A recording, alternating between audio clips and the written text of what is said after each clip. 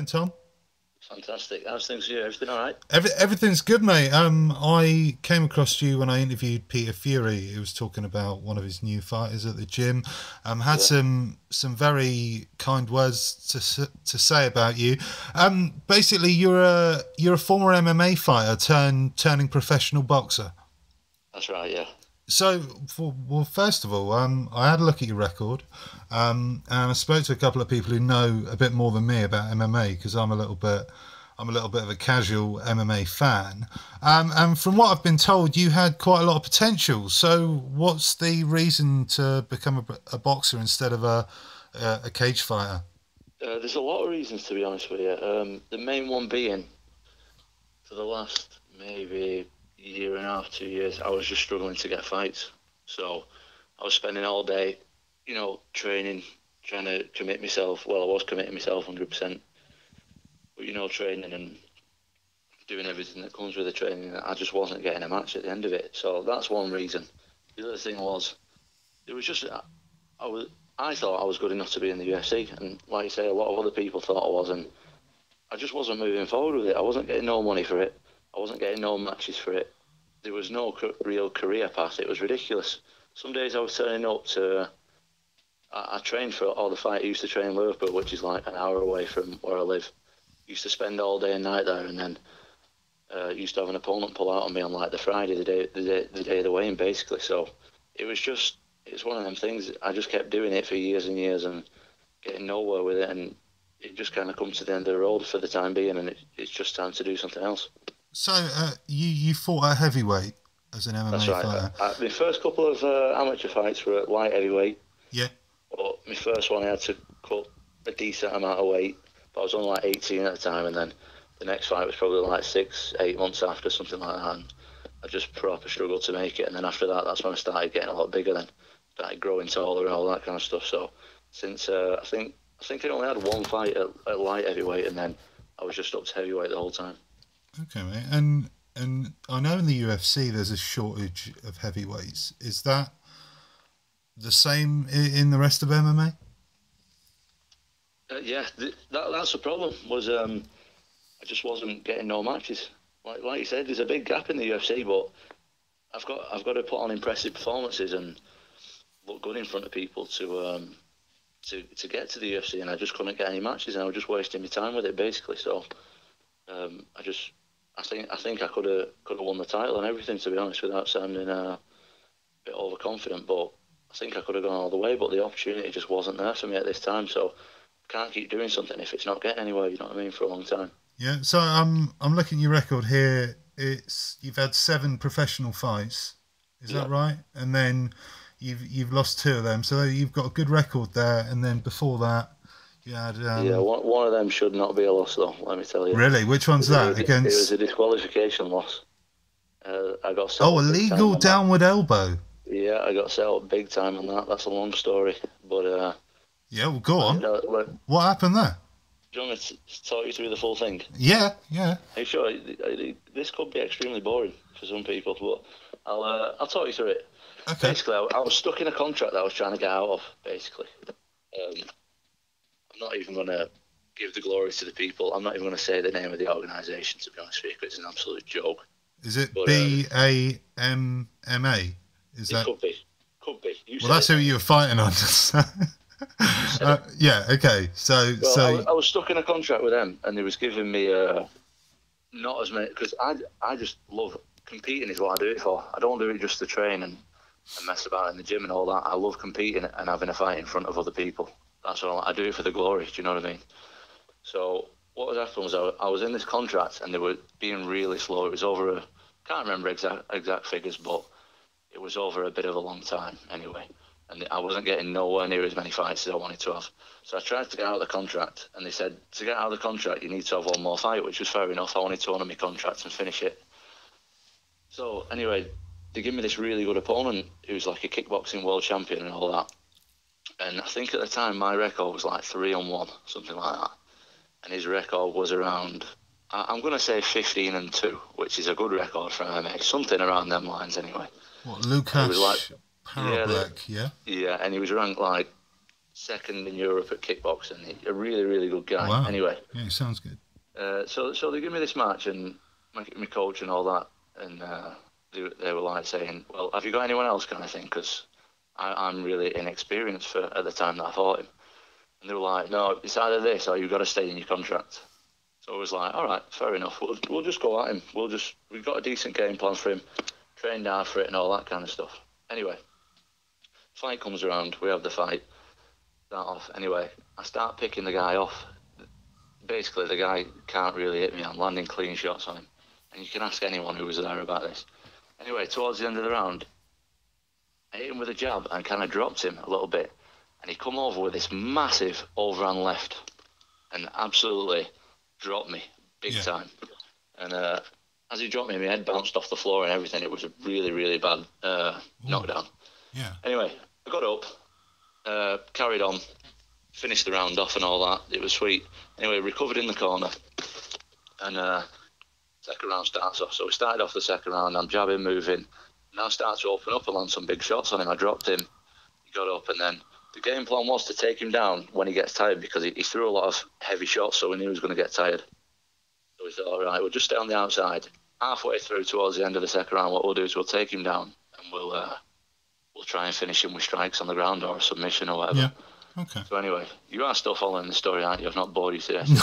No, mate. It's very interesting. So, it's very interesting. We're towards the end of the second round. I hear my corner say, right, let's take him down. So took him down, got on top of him, mounted him. Do you know what that is? Basically got fully on top of him. Yeah.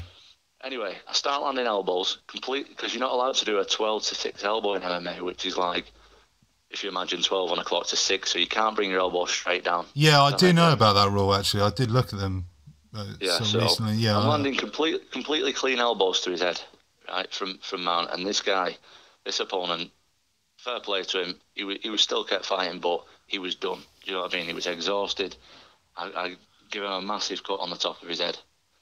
Anyway, the ref pulls me off. Stop the fight. I've won the fight here. So he pulls me off, starts waving his arms around. The fight's over, so I put my hands up in the air and all that kind of stuff.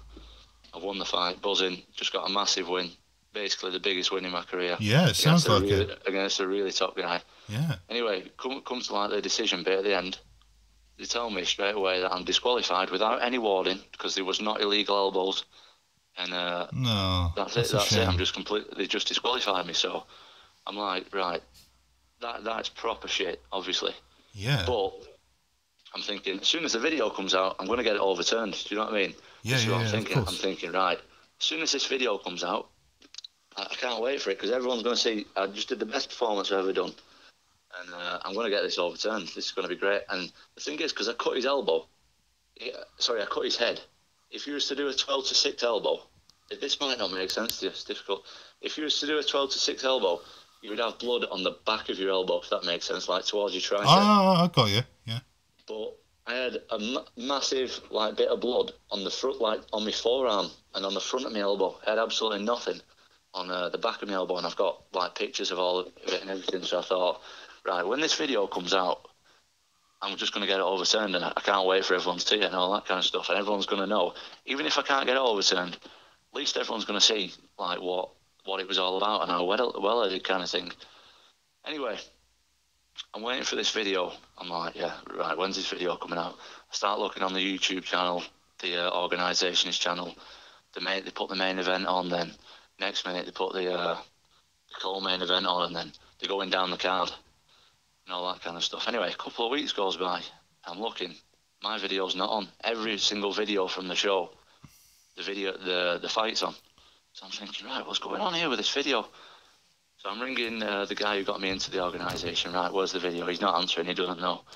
I ring the actual organisation. No answer. Anyway, this is what they said, right? He said, even though they set me up with the match, give me a really, really tough match, said that I couldn't, get anyone else, which I wasn't avoiding anyone, do you know what I mean? I'll fight anyone. Yeah. But they basically gave me no choice, so I thought, right, I'm just going to go for it then. Fair play. So they give me that fight. I won the fight. I got dropped bad, really, really bad. Ask anyone who was there. And then I won the fight. Then they took the win away from me, and I thought, right, I'll get the win back. If I don't, at least everyone will see it. Anyway, they rung me up eventually and ended up saying, this is after a good, like, couple of weeks. I think hoping everyone will forget about it. And then they said, for whatever reason, they've lost the copyright on the YouTube page or whatever. But they sent me the video individually, like, not on a YouTube link. And the video was absolutely... And they said, if you put it on YouTube, you're going to get sued. So you can't put it on YouTube because it's illegal. And well, yeah, because they have the rights to it. Yeah, this is how ridiculous it is, right? Yeah. Halfway through the second round, it's a close camera and all that.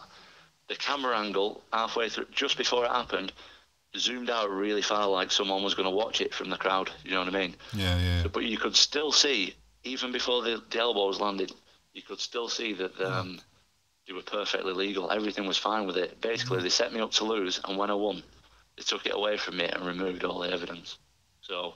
if anyone's fell asleep during that story, I am sorry. No, that's serious corruption. And you know what I mean? I'm an honest guy. I would never, if I lose, like I've lost a fight before though, like it's on my record. Yeah. If I lose, I lose and that's it. Yeah. But this one, I earned the win against a tough, proper, serious guy, and they took it away from me.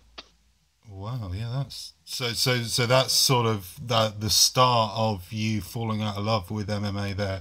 The sort of corruption involved. So my understanding of BA MMA is it's sort of like a breeding pit for good talent that's one day going to get snapped up by the Bellators, the UFCs, things like that. That's right, but you can go off any show, do you know what I mean? You can fight on a show with 100 people watching and still getting the UFC on the back of that. Yeah. So BAMMA, how many sort of people... Bama. Yeah. Bama. How many sort of people would come to those sort of fights you'd be on?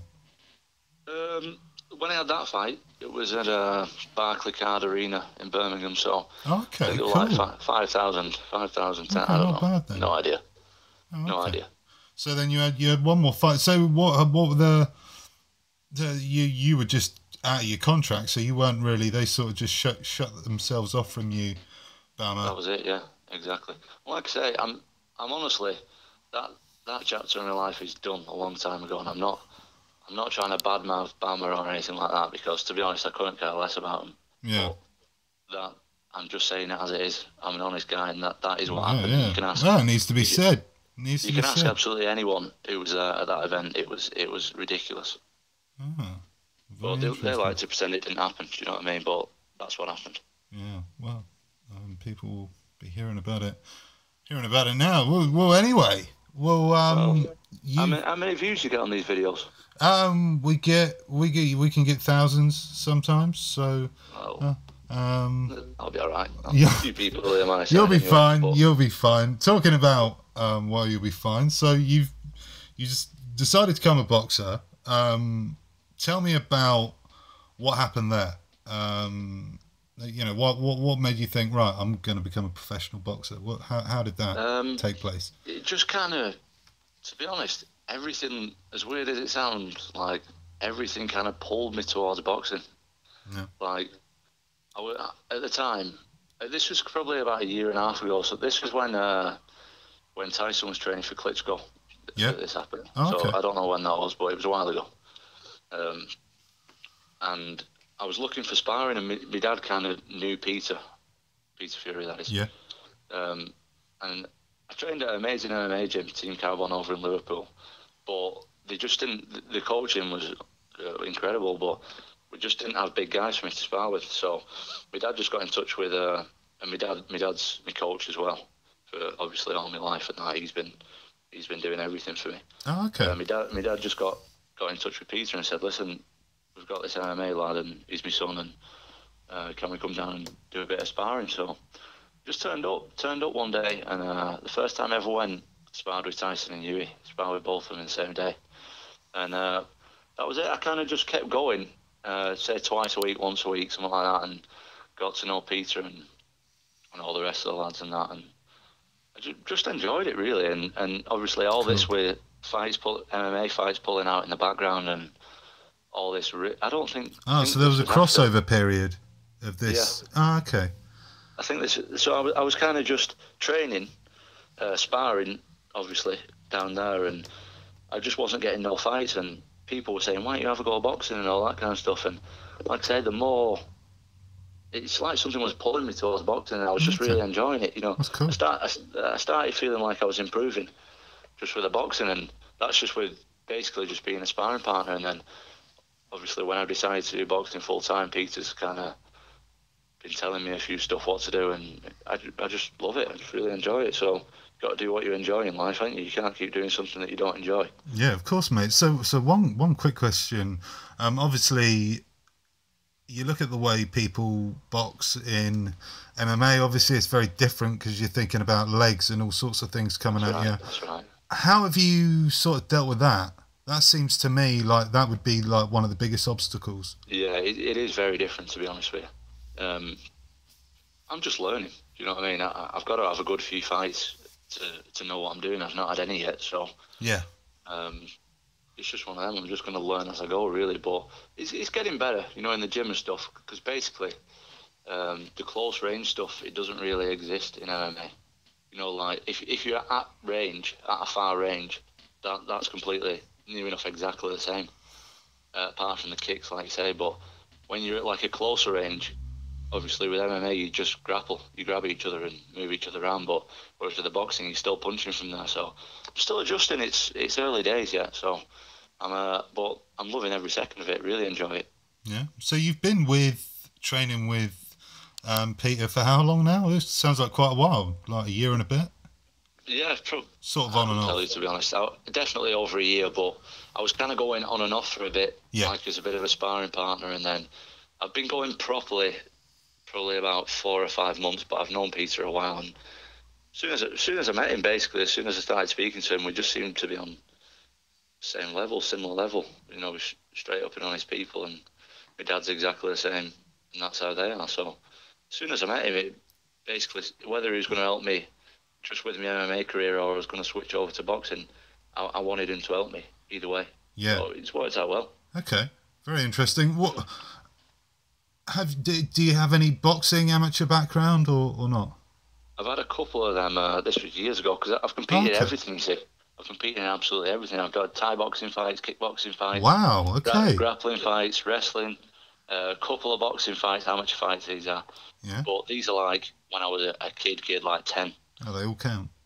Yeah. So, well, they're all experienced, aren't they? I've fought in absolutely, not every discipline, but a lot of different disciplines when it comes to fighting and stuff like that. So I am a competitor, a fighter through and through. Yeah. So you say your dad plays a big part in training you. Yes. Massive. Does he have a boxing background? Yeah, he does. He does actually. Yeah. He's the same.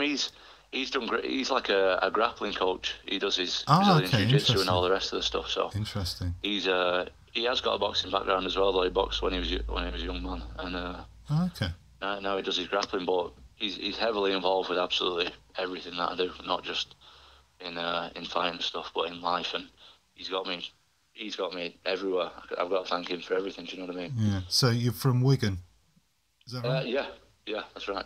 Yeah. So getting to training and stuff, you're not too far away, are you? So no, not too far. It's like it's bang on, really. It's like 20-minute drive because I'm used to driving to Liverpool. So I was spending like, if I was going there twice a day, I would spend over 3 hours in the car driving.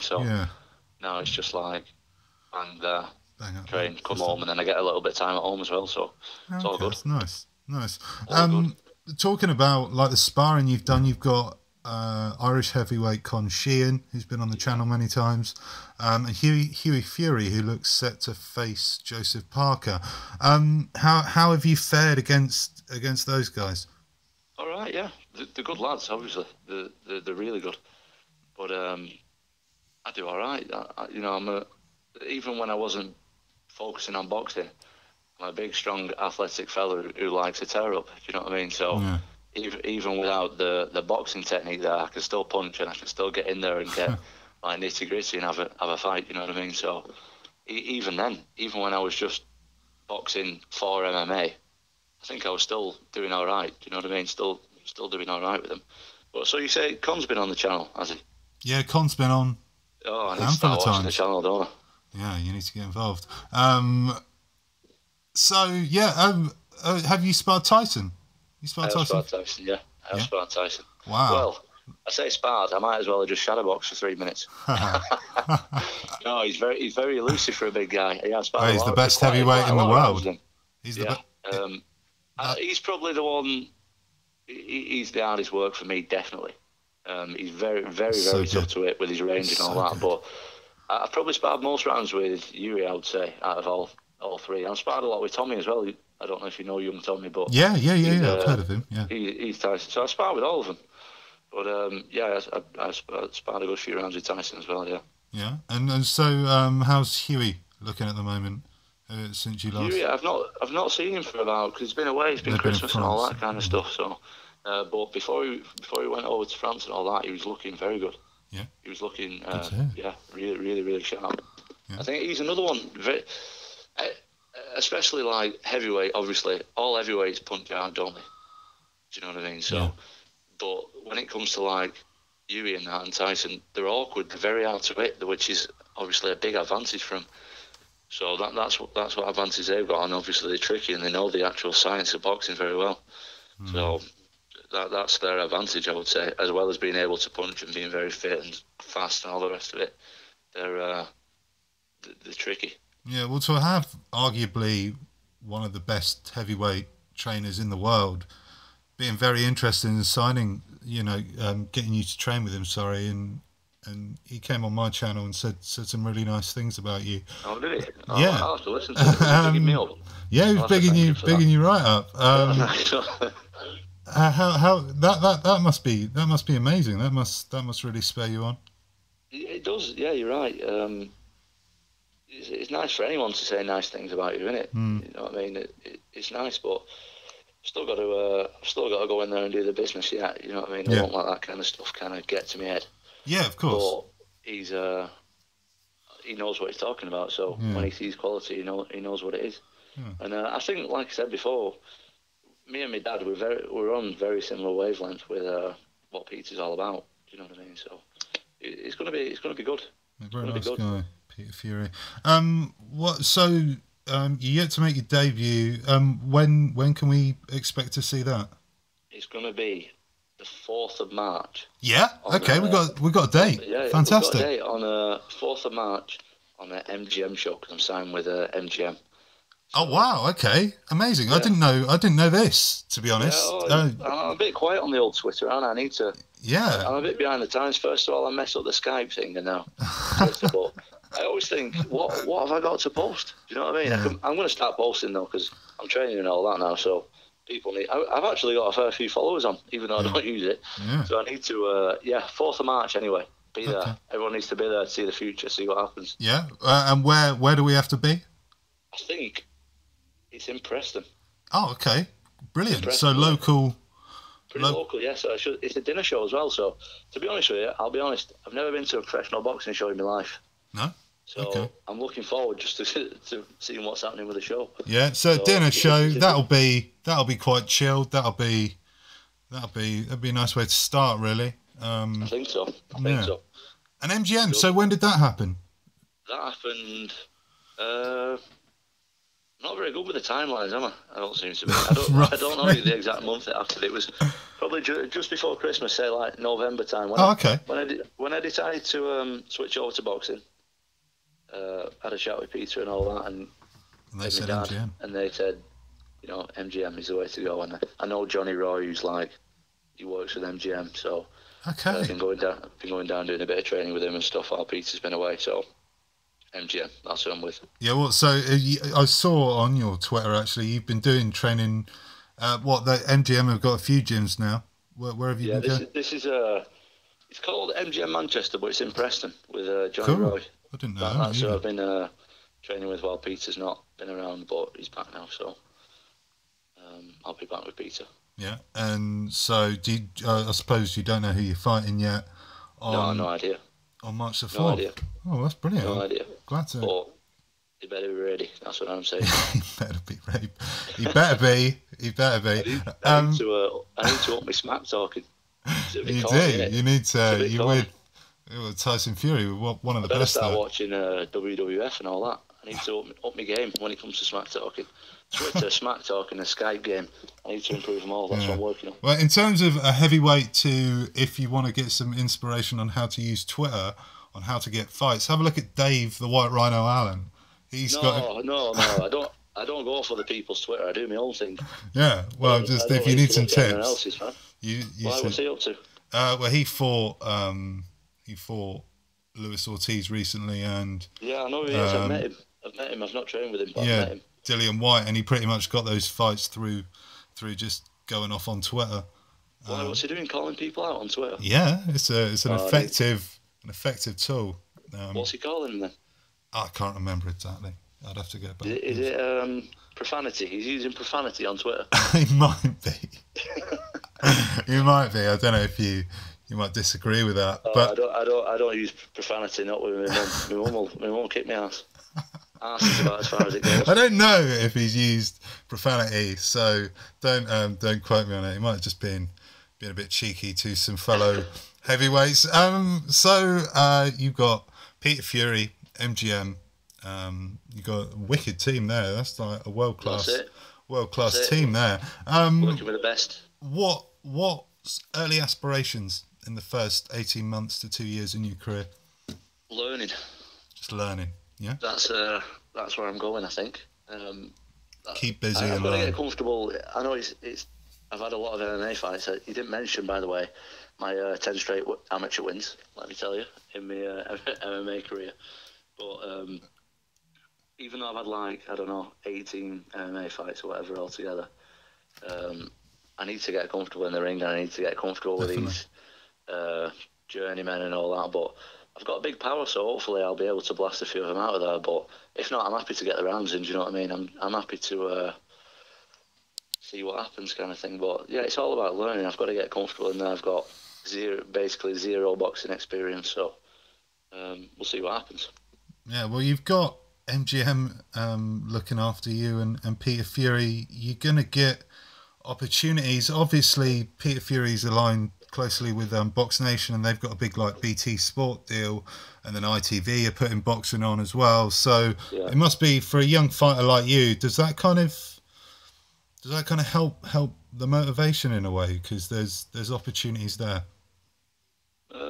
It's never really crossed my mind, if I'm completely honest with you. I'm just all about fighting. Do you know what I mean? I'm not asked about it. I'm not asked. So my profanity has gone to you now. You're saying ass and shit like that. You shouldn't. Shouldn't swear. You know I mean? Shouldn't swear. No, to be honest, that's the first I've heard of it. Really, I've seen a couple of stuff knocking about that it's going to be on TV and stuff. But if on TV, that'll be sweet. But if not, that'll be sweet as well. As long as I get to fight, I'm not bothered. Yeah. Okay. That's the main thing for me. Is just getting in there and showing what I'm all about. Yeah. If the more people watching, the better. Yes. But if not, at least I got to fight anyway. So I'm happy with that. Yeah. So in a perfect world, by the end of the year, sort of how many fights do you want to have had? Oh, I'd like to have 20. 20 fights. No, realistically, I'd like to have between 6 and 10. Yeah. But I don't. To be honest, I've not spoke to anyone about it. No, not spoke to MGM or Peter about it. But that's what I would like. Yeah. Well, I suppose we're kind of going into the unknown a bit, aren't we? So. Yeah, I don't really know what it's all about with boxing. Is that unrealistic or what? I don't know. No, I think it'd be all right. I don't know. With MMA, with the heavyweights, you're talking 2 fights a year if you're lucky. Yeah. Well, you've been kind of embedded in it for about 18 months now. So by the time your fight comes around, that would have been 2 years. And I imagine it's going to be a kind of journeyman in your first fight. So as long as you don't do anything stupid, I'm sure you'll be. If Peter Fury's saying and MGM are behind you, I don't think there'd be any worries. So, like you said, I've been involved with it for a bit, but I've just been focusing on boxing for a few months. That's it. So, like you said, I don't know too much about it, but hopefully I'll be all right. I think I've got what it takes. You know what I mean? But it's time to show that I've got what it takes now. Very interesting. In terms of, so are you still like an MMA fan? Yeah. I'm an MMA fan. Yeah, I watched UFC today, actually. I am an MMA fan, but as far as the sport in this country, it's on a bad note, to be honest with you. I don't know why. Really? I don't know why people are doing it. If I'm completely honest with you, it's a waste of time and it's a waste of your body. Yeah. Okay. I don't want to be so like bold about it, but it is a bit of a waste of time because you're picking up a million injuries, and you've got to spend so much time doing it, especially compared to boxing. Well, you've got to spend over 6 hours a day training. I'm not joking. It's like 5 different sports in one, isn't it? Yeah, it is. You got to spend so much time on it, and I'll be honest with you, these people who are at the top level in UK, they're coming away from fights with less than $1,000. Wow. It's really taxing. I've got a wife and a kid and everything, and a house and a car, and am I supposed to give up so much time and get basically no money out of it? And I mean, I'm not in it for money. I'm not. Obviously, it would be nice to make money out of something. But yeah, you need to pay the bills. Yeah. I've got to pay the bills. Yeah. I've got to pay for the time I've got to get paid for the time that I've put in. Yeah. You don't go to work. I don't know if you get paid for this kind of stuff or what, but let's say whatever your job is. Let's say you work in an office. You don't go in the office for 40 hours a week for free, do you? Mm. You know what I mean? It's very, very, very hard work, and there's so many injuries involved. It's ridiculous. Yeah. So, in terms of when you're an MMA fighter, how were you at selling tickets? Basically, just people I know. Yeah. So, what did you have a little kind of like close following sort of thing? Yeah, I was selling a good few tickets. Yeah. Yeah. I know a lot of people. Well, a lot of just people, friends, family, all the rest of it. A decent amount. There was always similar kind of people who come. What would you sell? Like 100, 200? Yeah, around that. Yeah. Okay. Well, will they continue your journey into boxing? Will they follow? They're all over it. They're absolutely. They're all over it. Okay, They're all over it. It's going to be a right army. Yeah. Well, I reckon in this country, boxing's much, much bigger than MMA. That's what I'm saying. It's just so much more professional. Everything just seems to be a lot better for now. Anyway. Okay. Seems to be good. Well, mate, this has been great stuff. Finally, mate, I'll get your thoughts on this Mayweather McGregor thing. Obviously, I'm not a big MMA fan, and from how I've studied Floyd Mayweather in the past and how he sort of plays the media, you can sort of tell when he wants a fight to happen. So he obviously wants this McGregor fight to happen. So, what's this going to look like? If, from what I understand, I don't know if you could help me with this, but basically, John Kavanagh's McGregor's kind of boxing coach as well as his sort of all-round coach. Is McGregor going to have to get a completely new team? You're someone who's moved over to boxing. Is it just a non-starter? Because from what you're telling me, it's been hard moving from MMA to boxing. That's right. Are you coming to me are you asking me for some kind of fight breakdown here? Not a fight breakdown, but just like how can this happen? How can this even can this? Well, I don't know enough about MMA. That's why I'm asking you, because you've got. I'll tell you exactly my opinion on it. Right. If McGregor wants to have a boxing fight, he can box for the next 5 years, and he still won't beat Mayweather. Yeah. It's never going to happen. It's never going to happen. But the same goes the other way. If Mayweather goes and trains MMA for 5 years, he's never going to beat McGregor. Do you understand what I'm saying?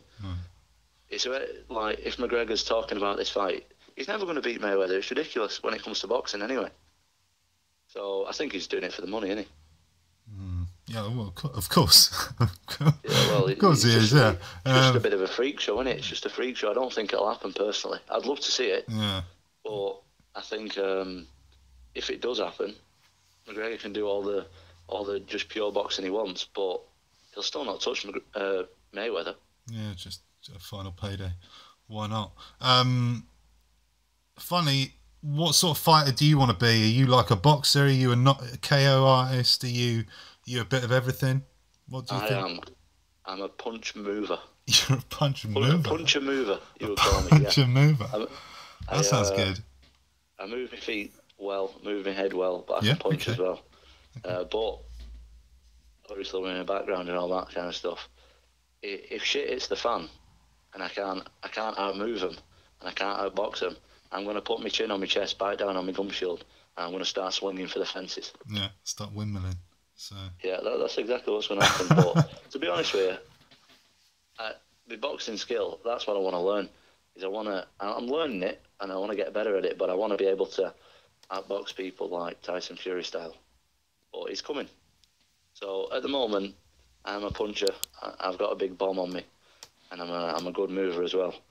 But I want to get more like well-rounded with it and be able to do everything. And who it sounds like you really look up to Tyson Fury. Is there other fighters you've studied? I love Naz, the Prince. Yeah, I love him. Hamid. He's my all-time favourite. I love watching him. Hands down, movement. That's what I'm all about. That's what I like. Oh, okay, mate. I like. It's all about hitting someone and not getting hit yourself in it. That's what it's all about. You don't want to come away. I've got. It's a shame we're not on Skype, so you can't see the size of my chin. It's ridiculous. you don't want to be getting hit on that. But if I do get it on it, I can take a shot. But ideally, you want to have some decent defence, don't you? So you don't have to just rely on that. Okay. All right, mate. Well, it's been a pleasure talking to you. Really interesting about the world of sort of small hall MMA sort of thing and why you moved over. Really interesting stuff. Great to hear you got a fight. I didn't know about that. On March the 4th. But yeah, this sounds really exciting. Well, thanks so much for coming on, mate. Thank you very much for having me, and we'll do it back on again sometime, hopefully.